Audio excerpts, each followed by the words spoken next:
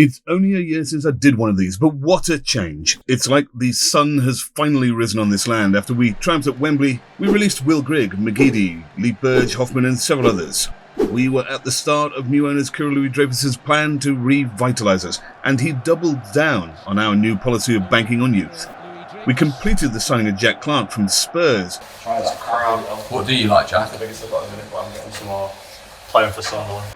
And triggered the conditions to sign Leon Djaku. We also added 22-year-old Daniel Ballard from Arsenal and 21-year-old West Ham captain for the under-23s, Adji Elise. We gave new contracts to Lyndon Gooch, Anthony Patterson, Bailey Wright and Patrick Roberts. A mixed pre-season saw defeats to Roma, Bradford and Accrington Stanley. Who were they? Which meant that we entered the season with an apprehensive attitude and manager Alex Neil displaying a frustrated manner at the lack of signings. I can't knock on the door anymore, so yeah, there's probably no door anymore. Sort of bust it down a wee bit. So, but listen, at the end of the day, we need to get reinforcements in. We're aware of that. Yeah, so it's been an ongoing discussion. It's not as if now. I say that I've been saying this every press conference that you talk to me. So we had no cover, for example, for goalkeeper or striker until days before the season started, when we signed Alex Bass at goalkeeper and Ellis Sims arrived on loan up front from Everton. And then, on the last day of July, we were off, facing Coventry in our first Championship game for 5 years.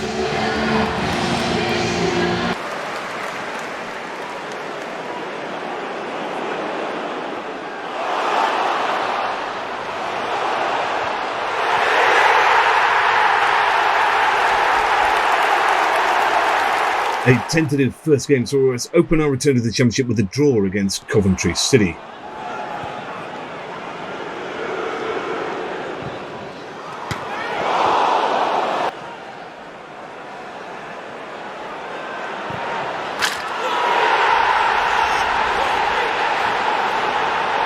Then we headed to Ashton Gate and Bristol City for our second fixture of the season, when we played well.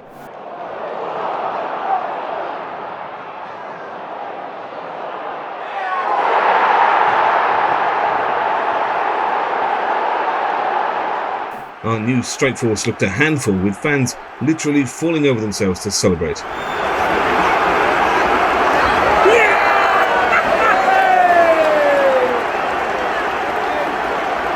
A League Cup fixture against playoff semi-final opponents next saw Alex Neil play a second-string team and lose. But quite what Patrick Roberts is doing in that team is beyond me. None of us cared, though. Securing ourselves in the league this season was the understood goal, and Alex Neil was at pains to tell us repeatedly that this was the case. Then QPR rolled into town as we continued our good league start, and we ran into a deserved 2-0 lead, only to inexplicably throw the game in the last minutes, allowing QPR to scramble a late equaliser for what felt like a defeat.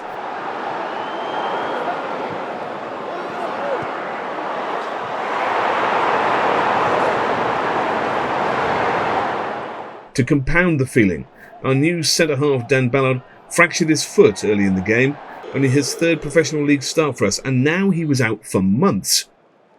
It'd be okay, wouldn't it? We still had a month left of the transfer window to sign another defender.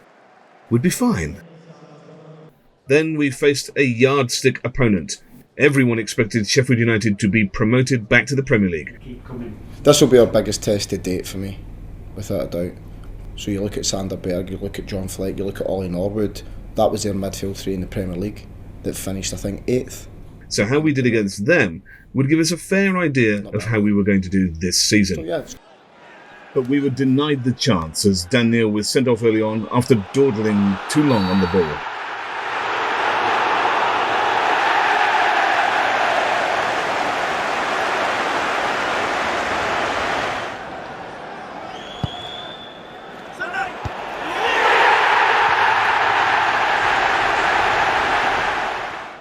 Despite the captain's performance from Lyndon Gooch in pulling a goal back, we struggled with a man down and lost the game.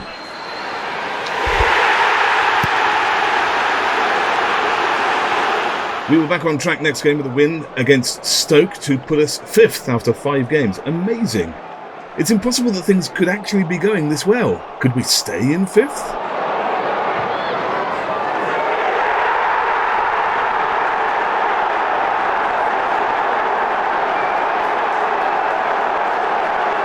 And then on the 25th of August, after days of speculation and multiple sightings at Langley Hall, exciting young Costa Rican international Jefferson Bennett landed to join the squad. How on earth did we find this 18-year-old?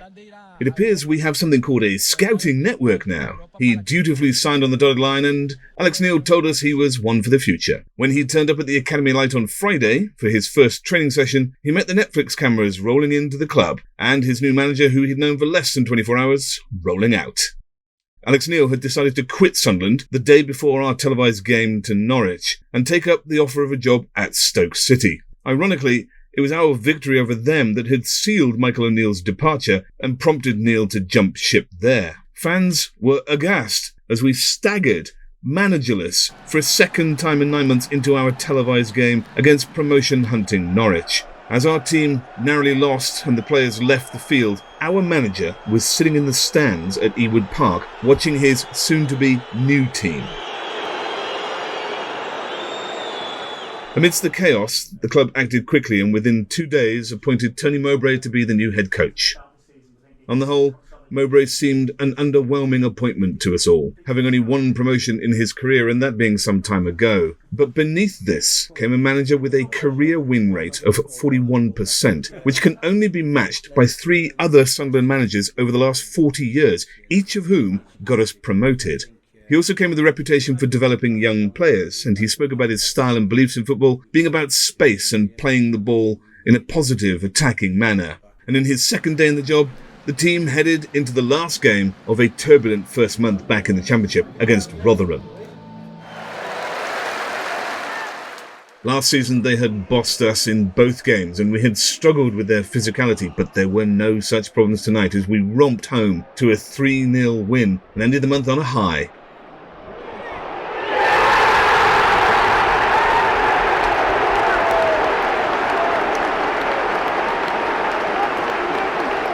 At half-time in that match, 3 deadline day signings we had made, along with Jefferson Bennett, were introduced to the crowd. All of these 3 newbies came from highly regarded footballing backgrounds. Edouard Michou from Paris Saint-Germain with an option to buy. Abdullah Bar from Le Havre, the famous academy that churned out Pogba, Payet, Mahrez and more. And Amad Diallo from Manchester United, who'd paid an initial $19 million for him as an 18-year-old from Atalanta.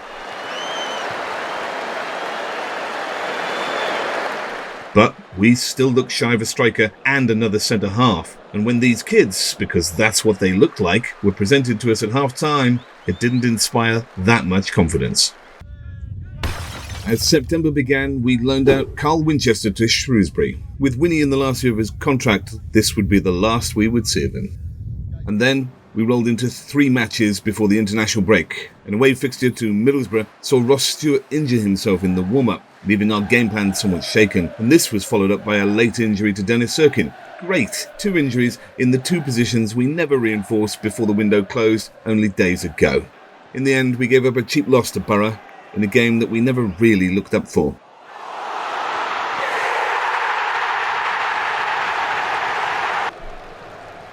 This was followed by an away visit to Reading, who sat 3rd in the Championship, and it saw Aji Elise start his first game for us in place of the injured Dennis Serkin.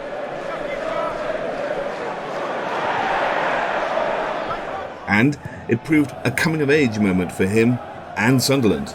Elise pocketed Lucas João all night and bossed the ball when he was on it.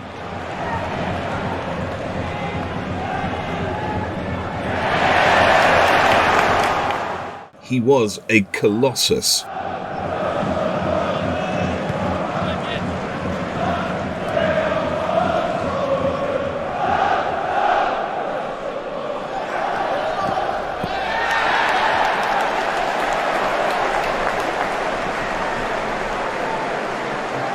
Then an injury to Ellis Sims half an hour in left us strikerless, and Mowbray had to field an inventive 3-7-0 formation. Almost immediately we overran Reading's midfield and seemed to move the ball on the floor at will around our opponents.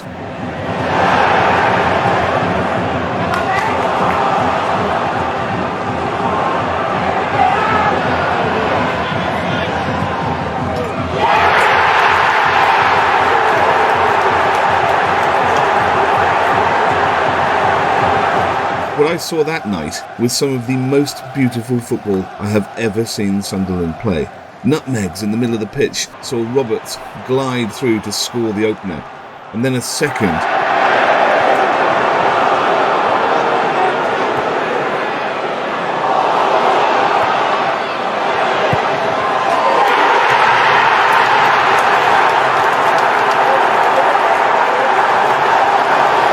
But it was the third goal that was a revelation for all of us there that night.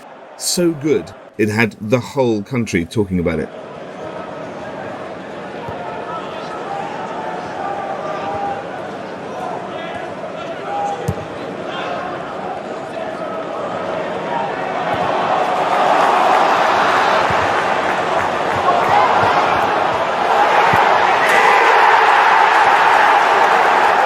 There was simply no way Reading could get anywhere near this football. This was us, Sunderland, club of misery and waste, playing the ball out from the back with one-touch football, flicks and back heels, scoring beautiful goals. We, Sunderland, were capable of this? Amazing!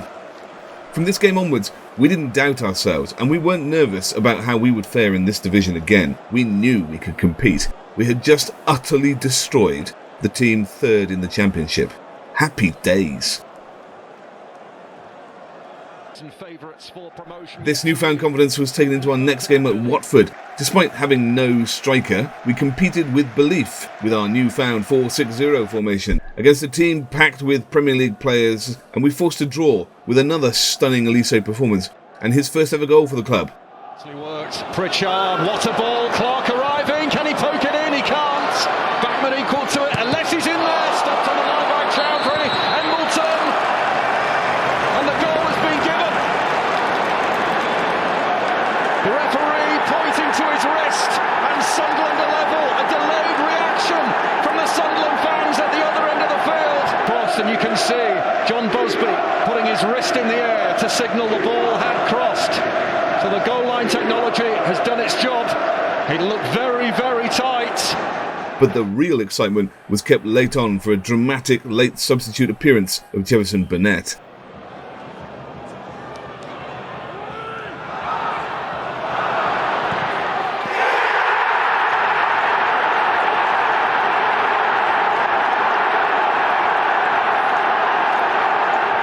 And with that, we headed off into the international break sitting 5th in the league. Amazing! And we just caused the sacking of a second manager this season. You look familiar. If anyone had been underwhelmed by Mowbray on his appointment, and many of us were, then his first few weeks convinced everyone to give him a chance.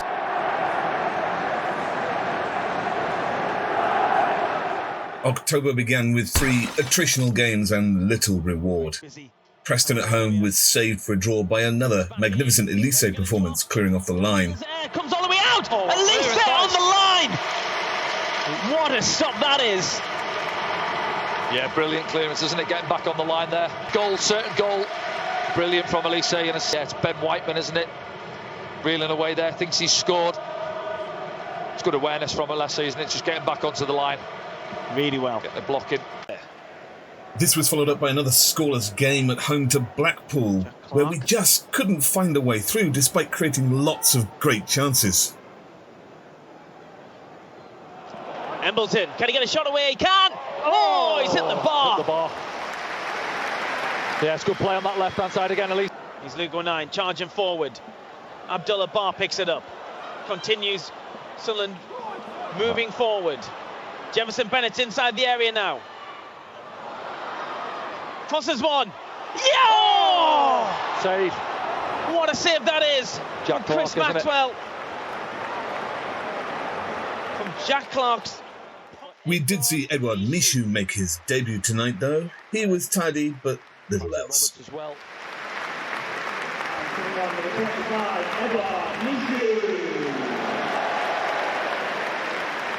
Also coming up for Sunderland with a 10, Patrick Roberts. And putting on. We then travelled to the Gower and lost to a tidy Swansea side, conceding 2 unlucky goals.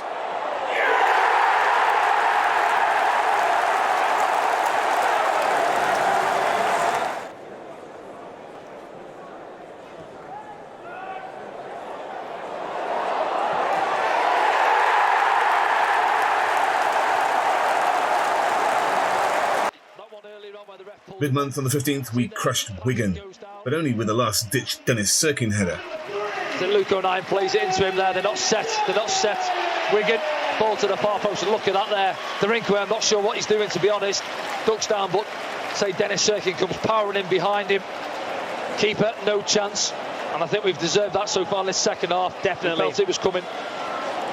What a goal by Dennis Serkin. That's his first one, isn't it? I think it is. But the rest of the month offered little comfort as the referee decided the game at Ewood Park against Blackburn Rovers. A clear penalty was denied for us. Oh, and he's gone down. What's the referee going to do here? Nothing. Has he got the ball? We will see that back, but Jack Clark looked to have been fouled. Or have Sunderland been denied a penalty? Meanwhile, Callum Britton comes forward for Blackburn. He's still going. Possible opportunity. Diaz shoots and scores!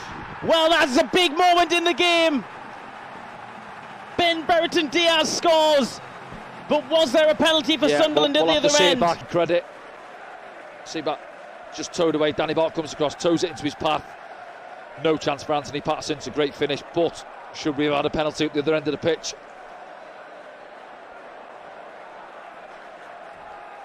And a clear offside allowed for them. It was hard to take and added to a growing sense of frustration. I think it'll be Hedges there on his left foot. It's towards the front post and it's headed in. You know, I've watched the incidents back now, and how the second goal isn't offside, I'll never know really. It's I don't know what the linesman's looking at if he's not putting his flag up, to be honest. It's and the penalty, goodness me, you know, the evidence is there. We all seen it. I'm sure you have watched it back in slow motion and seen the clear kick on Jack's foot, nowhere near the ball, but after Jack had flicked it back past him, he just got taken out really. And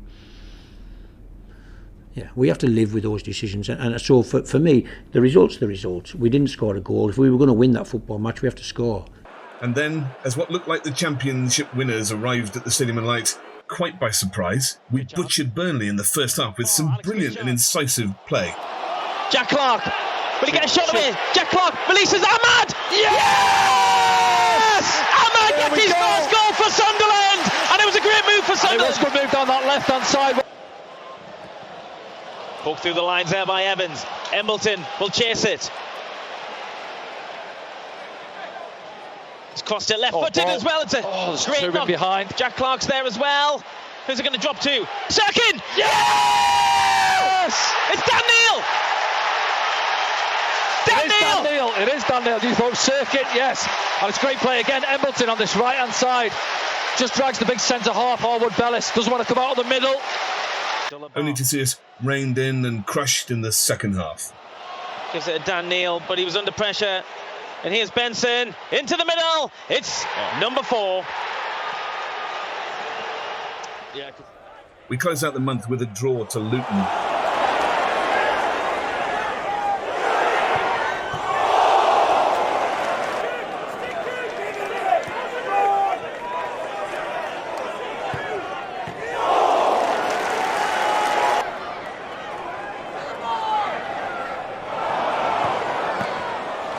We'd peppered their goal, but desperate defending and some awful refereeing had allowed them the draw. Look here at how Morris knees Bart in the thigh, bringing him down, meaning he can knock in at ease, and the referee just says, yeah, that's okay.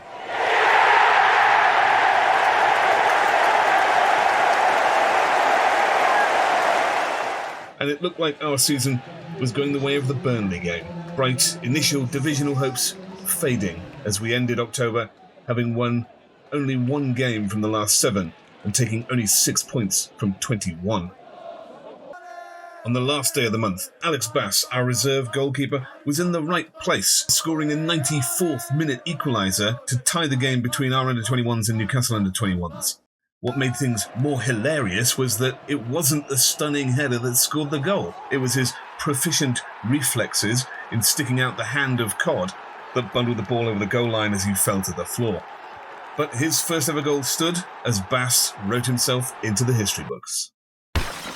November proved a short month, with only 3 games before a break for one of the most corrupt sporting events in history to take place at the wrong time of year. But before the sports washing World Cup could begin, we had 3 games against 3 struggling teams that we needed to win to show that we could be the top half team we had ambitions to be. And it proved a reasonably fruitful month. Firstly, Alex Pritchard inevitably making a point against the booing fans of his former club Huddersfield with a goal to break the deadlock. Here comes Patrick Roberts at the other end. Gets a nice return. Roberts pulls it back. Pritchard scored! Pritchard scored! On his return to the John Smith Stadium. He'll enjoy that one. Well, he will. He's just received a little bit off the Huddersfield fans. He's Philogene. This sandwiched an unexpected loss to Cardiff. Running a goal, and they've got a man over as well. Romeo into Harrison. They go 1-0 up, and Sunderland are screaming for an offside there. We'll see it back. Despite an Anthony Patterson penalty save.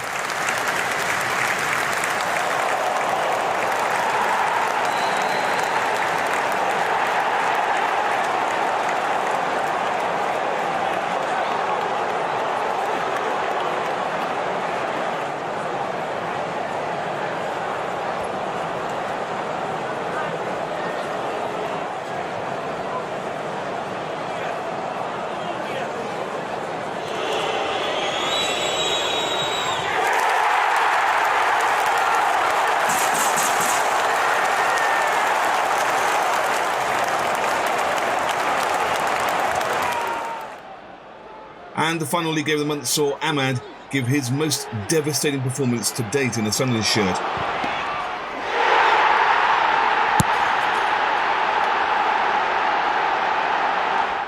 Winning the game at Birmingham City with an absolute peach of a goal that I was at the bar for.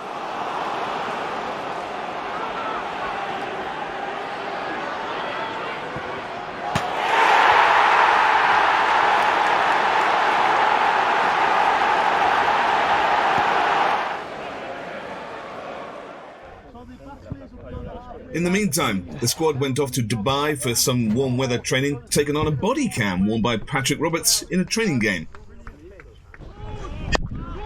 Finish you. Left foot, right foot, devastating.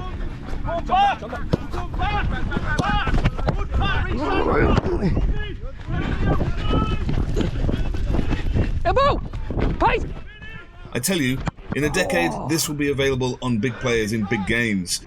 Ben Foster is onto something. Yeah, good.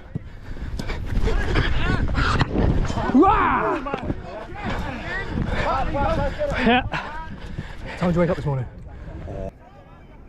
We finished the training camp with a meaningless game against local side Al Shabab, who notably fielded Argentine Ever Banega as their captain. Gus Poyet had tried to buy him from Valencia about 8 years ago, I remember. Dubai looked every inch the tourist paradise it sells itself. I can see the appeal. Look at the vista behind the game there. Amazing. Ahmad scored the only goal of the game, but the most exciting event in the match was actually Lyndon Gooch throwing punches at one of the opposition, with the referee trying to break it up and Ever Banega leading Gooch off the field for his own good. Squared up again. Happy with that one. Oh, it was another incident as well. Oh, very unsavoury, right in the middle of the park. Lyndon Gooch, is it? Lyndon Gooch involved. Yaku's gone down as well. It's all kicked off, isn't it? Yeah. Eventually the match was played out, and that was that. Home we came. Let's just have a look now. Where December saw news that Gary Bennett would receive an MBE in the New Year's Honours list. He has been active in anti-racism and show racism the red card for decades. He played 369 games at the heart of Sunderland's defence over 11 years and was possibly the first black captain of a top-flight English club. Certainly the first black captain of an English side to lead out a team at Wembley when he did so in the 1990 playoff final against Swindon. Sunderland with 10 of the men who won the... A hero to many of my generation, it's a well-deserved honour, Benno. On with the league. A packed December got underway with a somewhat fortunate scoreline against Millwall. Pato had an off day and was lucky not to concede. Patterson under pressure. Oh no, he gives it away! Oh. Yeah, it's got to go out to Luke 09 there. See Luke, just keep it coming across this right-hand side. But we were starting to see the influence of Mowbray, with play increasingly on the floor and our young squad looking more confident. And if the scoreline was generous, the result certainly was not. Pitcher pulls one back. Zella Sims! Yay! And Ahmad again! Slots it home! But a night game followed against West Brom, which saw us bullied out of a result in the air, despite seeing Ahmad score his 5th goal in 7 games now. As West Brom try and turn this one around in their favour. Wallace gets that one in. It's a DK! Daryl DK! With his first West Brom goal that might turn out to be the winner. A year that made the ending on a high for the American. This was followed by the return of Ross Stewart in a bizarre result at Hull City. Ball over the top looking for Ross Stewart. He could be in here, Ross Stewart. He is in. It's Ross Stewart. He scored! Ross Stewart has scored on his return for Sunderland. Where top scorer Estepinian missed a penalty. Oh. It's wide. It's a terrible penalty. It was, yeah. And then Embleton ended his season with his best Bruce Lee impression. Here we go.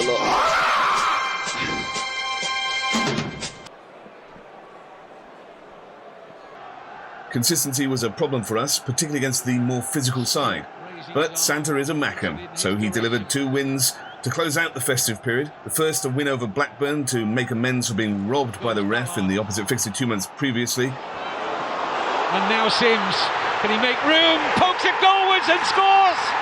Ellis Sims! And just listen to the noise at the Stadium of Light. Meanwhile, have another corner. And the second, a rout of Wigan Athletic. Jack Clark floats one in. Hume! Ellis Sims! Goal for Sunderland! Well, it was like slow motion, wasn't it, as it drops to send us into 2023 in 4th place in the league, with the 3rd best goal difference in the entire division. Bring on the new year. As the transfer window opened in the new year, we all hoped for a 3rd striker through the door. Plenty of news reaching us all the time, and this just coming into us. Yeah, the breaking news is coming out of Everton. They've recalled their striker Ellis Sims from his... leaving us with only Ross Stewart up front. Again. At least we had the whole month to find a replacement striker. Nothing to worry about, right? While we waited, we churned out some flat performances. Firstly, Blackpool coming away with only a late draw, and then scraping past Shrewsbury in the 3rd round of the FA Cup with 2 goals in the dying minutes. Clark to swing it in dangerously, and the header is in, and Sunderland have indeed equalised, and who's got it? You've guessed it, Ross Stewart. But those last few frenetic minutes at Shrewsbury saw a 15-year-old Chris Rigg come on for his debut, one of the youngest ever FA Cup appearances. He has widely been touted as the best player in the country in his age bracket, and he had a hand in both goals to put us through to the 4th round. Diallo laying it back! Oh, they have won it! Luke 09 has swept Sunderland into the 4th round of the FA Cup, and look what it means! Jay Matete was loaned out to Plymouth Argyle a week into January. He'd struggled for game time with us, and we had loads of midfielders, didn't we? Nothing to worry about. Any joy from the Shrewsbury win didn't last, though. It was followed by a rout at home to Swansea, courtesy of a Luke 09 red card only 16 minutes in, which saw us fall to 10th in the league. I think he takes the kick. 09 has just come flying in. I think Luke's going to get a card here. And there's a few people involved here. Whoa. Oh, this is getting nasty. He had that one before, didn't he, when he come in and gave the free kick away, but... Oh, he's sending Luke off! It's a red card. He sent Luke off! He sent him off.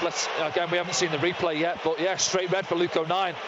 Luke laughing, shaking his head, he can't believe it.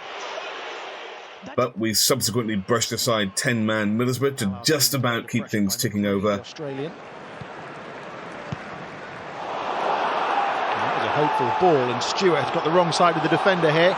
And Stewart goes to ground, and the referee's got a decision to make. The assistant has kept his flag down. Wants a word. And it's a red.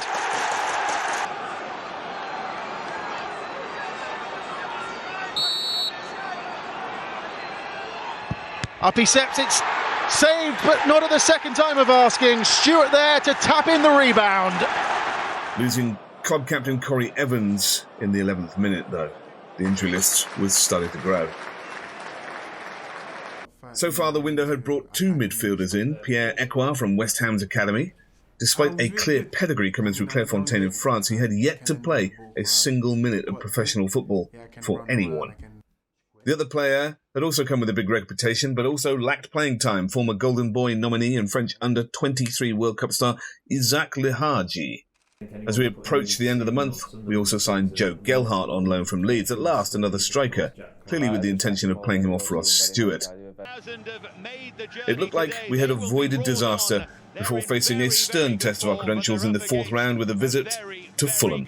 And a good enough team with a good enough centre forward and creators around him to cause Fulham real problems here.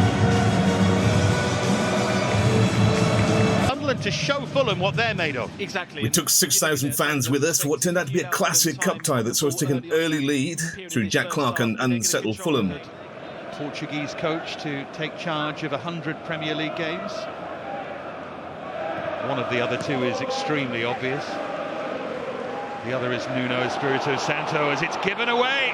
Big opening here potentially for Tony Mowbray's side. And they have the lead. Jack Clark seized on the error and swerved around the defender.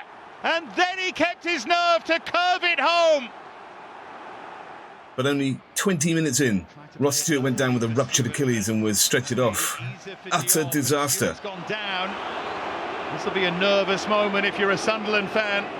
I mentioned he's had injury issues already this season. Got a big frame to carry around Ross Stewart, and Tony Mowbray instantly looks really worried by this, Adam. Mowbray continued to press the game, though, and we ended it fielding a front seven with an average age of 19 against a team 7th in the Premier League. At the death, in the dying minutes, Chris Rigg was denied the chance to be a forever story as the youngest goal scorer in the FA Cup saw him have his goal disallowed. Although Sunderland maybe could break the switch of players on here if they see it. I don't think Ahmad has. He might now, though. Flag stays down. Rolled across for the winner. To Chris Rigg for the 15-year-old.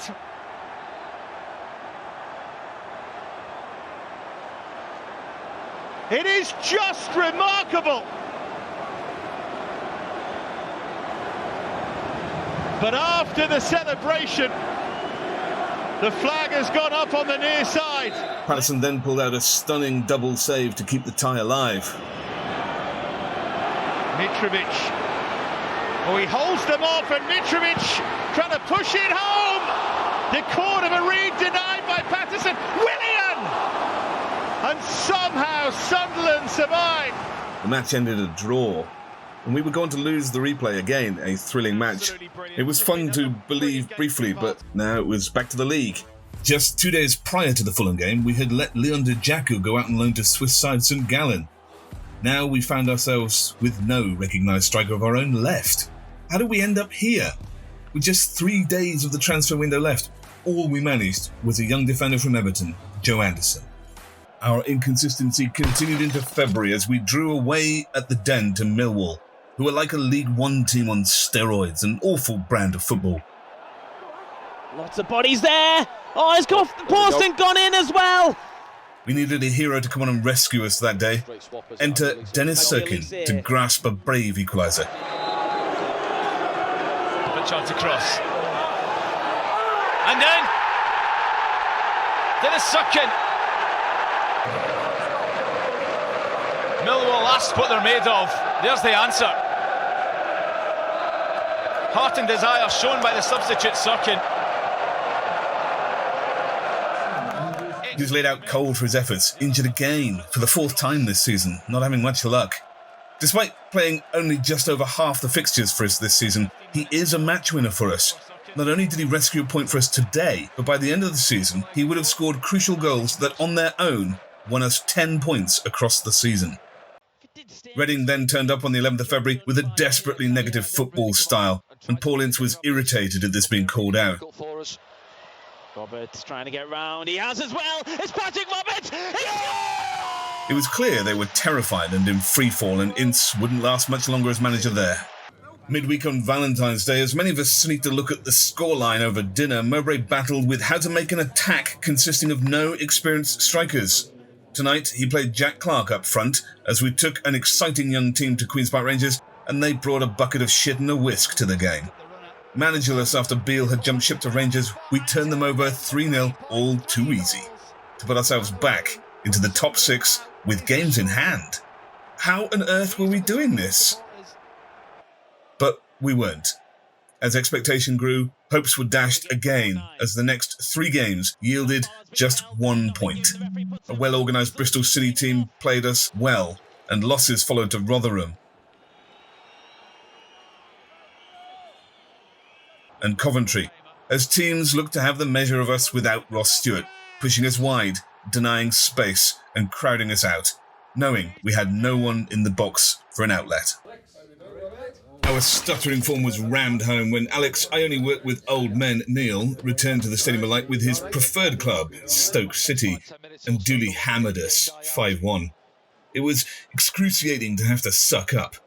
He'd been wrong about us. Wrong to think these kids weren't up to the task. Wrong to think the answer lay in signing the likes of Dwight Gale for large wages. Wrong to jump ship, imagining the task too hard. Arguably, we had done better without him, and certainly played a more expansive and attractive brand of football now, and we so much wanted to show him today. Bugger. But sometimes, results like this mean something else in hindsight, and so it did. We would go on a run from now until the end of the season, losing only 1 game from the remaining 11. And there would be some stunning goals along the way, as we gradually found a patient, technical style of football that proved irresistible to the opposition. Even when you feel low, you can still go. Even when you feel slow, you can still go. Even when there's no hope, you can still go. I never answered to no, man, I still go. Big header. Man of the match for Sunderland in that game at Carrow Road. That's a nice pass. Misha is in, and he scored for Sunderland. Hustle hard, hustle every single day. I'll be making moves till I'm time, and he puts it away. To the system, I don't wanna be a slave. I've been doing shit my way, or the highway. And in the driveway is a nice range. Cause I climb through the climb, I invite pain. You never hear me, bitch, nah, I don't complain. Just gotta flip the switch and you can go and obtain 40,676 inside the Stadium of Light. So watch this mid-table championship game. But I just slide right by that energy. She's back to Roberts. Even Feeds when on a you Jack feel Clark. low, you can still go. Even when you feel slow, you can still go. Even when there's no hope, you can still go. I never answer to no, man, I still go. Go, go, go, go, go, go, go, go, go, go, go, go, go, go, go, go, go, you got a mind, but even that could change. You could flip the grey matter like some batter in your brain. That's what I say. Fake it till you make it A. And if you play that game, then you just might make a change. Rearrange all the bad to okay. Take the worst thoughts saying, turn them to a game. Take the best thoughts saying, put them on display. Finds a challenge, he gets it back up Pritchard. Sunderland are attacking it. Gelhardt takes it in his stride. Joe Gelhardt running into Huddersfield goal. 1-0, Joe Gelhardt. What a strike as well. And even when you feel low, you can still go. Even when you feel slow, you can still go. Even when there's no hope, you can still go. I never answer to no, Pritchard, still go. nicely worked. Second, 2-1. Huge goal for Sunderland, and it's Dennis second again. And it was beautifully worked by this young, talented team.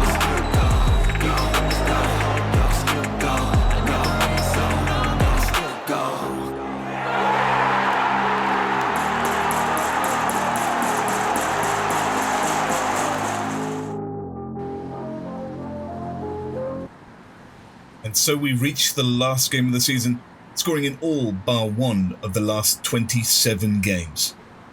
It had all come down to the final day of the season, where we needed a win and for other results to drop our way. The injury list now stood at 9 players, all of whom might expect to be on the team sheet on a match day. But Tony Mowbray doesn't whinge. And as we took the field at Deepdale, all of us realised we were on the cusp of something amazing. Something we really shouldn't be able to do. We tore Preston apart. And as the crowd celebrated the news, it came through on the radio that Blackburn had levelled the score, 3-3 at the Den. We were now in a playoff spot. Ben Brereton Diaz, after 8 games without a goal, comes up with an absolute beauty. Clark made it 3. They're climbing all over Preston here. He cut inside and wrapped his foot around it to pile the ball past a sprawling Woodman and into the net. Sunderland out of sight here at a rainy Deepdale for sure, but will the results drop for them elsewhere? And they are exploiting the spaces that Preston are affording them now. And as the crowd olayed keep balls, all eyes were on the Den. Would Blackburn hold on for the draw? Then, with less than 7 minutes Here is remaining, Brereton Diaz now on the break. Blackburn took the lead. Blackburn streaming forward, helped on by Rankin Costello. Smodix, Brereton Diaz!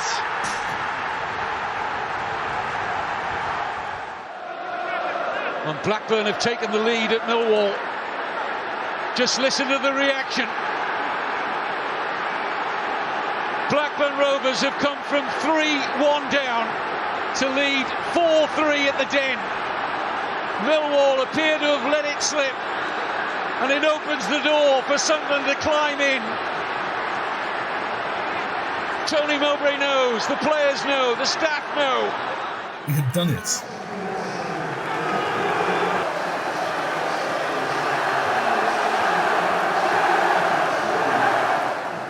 We'd finished 6th.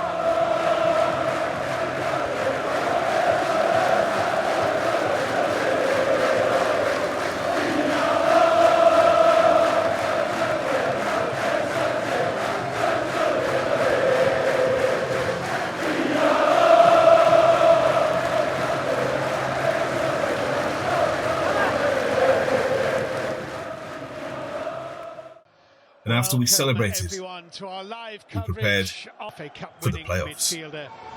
David, this could be quite an occasion. There on the right of the camera, Luton Town on the left in their change strip. Of course, both these clubs were involved in playoffs last season. In the first leg, both teams looked nervous and off their usual game. Luton were physical rather than skillful and scored from their first corner of the game after only 10 minutes. Yeah, but when you look at Luton, Adebayo, Morris, Bell, Lockyer, 6-2, 6-4, all of them. Drifted in toward Morris. Lockyer's competing for it. Gelhardt got something on it. Back into the box he goes. Oh, it's a brilliant save, but into the roof of the net from Adebayo. And Luton Town have scored from a set piece. But Sunderland exploded into life with an Ahmad free kick. Ekwah is in there. Luko Nyan's in there. It's touched to Diallo. What a goal! Ahmad Diallo for Sunderland, who desperately needed that, and he picks out a piece of sheer quality. And that's changed everything at the Stadium of Light. You won't see too many better goals than that this weekend. Ahmad Diallo. Sunderland 1, Luton 1. Well, what a strike this is from Diallo. Just a flick of the ball from Pritchard, just to gain himself another couple of yards closer to the goal. And the goalkeeper, no chance whatsoever. And whether this is the Championship playoff or a Premier League game, you won't see a better goal, as you're right to say, all weekend. What a strike that is to get the home side, Sunderland, back into this game. There's the managerised view of it. Oh, yes. And after that, Luton were flawed as we piled on the pressure, having 80% of the possession for the last hour of the match. Chances came, lots of them. Trehune made it 2-1, but we couldn't get the third. Jack Clark on his favoured right. Oh, and it's in! The cross took a little deflection and is headed into the back of the net by Trehune. And Sunderland have turned it around at the Stadium of Light. And as we walked out at Kenilworth Road, holding a slender lead, we faced a much more composed Luton. They were physical, but they were also better than the first leg and more clinical. They scored early on from a corner again. In goes that corner kick. It's headed down by Lockyer and it's put in. And Gabriel Osho from close range has put Luton in front on the night. And could have had more, but for O'Nien and Patterson. Who's in the penalty area. Jordan Clark's arrived. And the goalkeeper has dropped it. Morris is blocked on the line twice. Twice blocked on the line. Come to being 2-0 down here. Well, this is where Patterson got it all wrong, didn't he? And then it's a ricochet, it's a pinball machine in there, and look, O'Nien, that wasn't going to go in. This is the save from Carlton Morris. I think it doesn't quite have the power on, but he still forces a big right arm away from his goal. He has to claw it away because we were denied a clear penalty that would have equalised. Actually had the defender, but the handball there from Amari Belt is just as Ekwah places that ball back. He's got every right. That is handball. It comes off the outside of the post and just pushed. But after that, the match ran away from us. Sure, they were easily beatable with some centre-halves and Ross Stewart perhaps, but here we were. Never mind. The youngest team in the league, racked with injuries, had done us all proud. The better team won the playoff, but it was a terrible brand of football. They won't care, and neither much do I. I'm willing to bet our future looks brighter and more secure than theirs does. So let's see what next season holds for us. Until then, keep the faith. If you made it this far, well, thanks for watching. Give me a thumbs up, I guess, if you liked it. Share, subscribe if you liked it a lot, and you'll get a notification when the next one of these reviews comes out. Thanks a lot.